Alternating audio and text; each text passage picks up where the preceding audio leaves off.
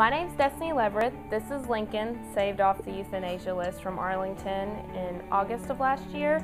And this is Jaxson, saved off the euthanasia list in November of last year. Wasn't really looking for another dog, came across him on Facebook, the Partners of Arlington Animal Services page.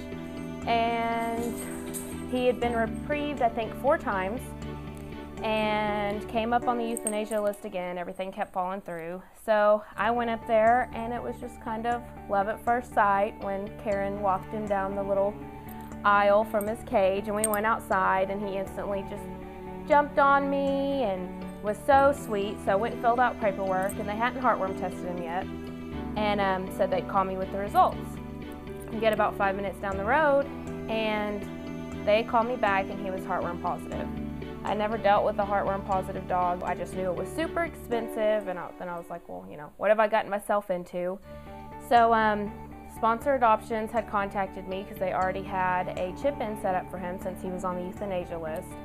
They put the word out there that he was heartworm positive, needed to raise funds, and in a matter of 4 days had raised over $400 for him, which covered the majority of his treatment. And if it wasn't for that, you know, I'm a full-time student, I only work part-time. There's absolutely no way I could afford that on my own, especially all at once. And then Jaxson was an accident. He was on the euthanasia list, didn't have any interest, so took Lincoln up there to see if he was dog-friendly. Thought sure enough, if he's good with dogs, somebody will take him. And went up there and they did great, and Karen was up at the shelter volunteering, so I talked to her and I decided, okay, well, I'll just bring him home too since I get along well. And went to go do checkout, and they hadn't heartworm tested him yet. And so they did that and I waited, and he was heartworm positive.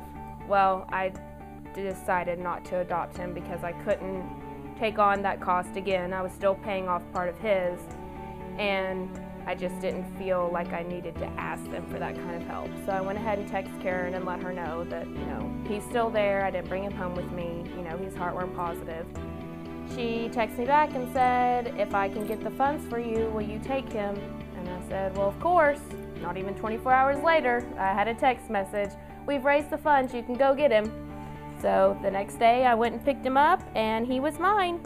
And he just finished heartworm treatment about 3 weeks ago, and he did fabulous.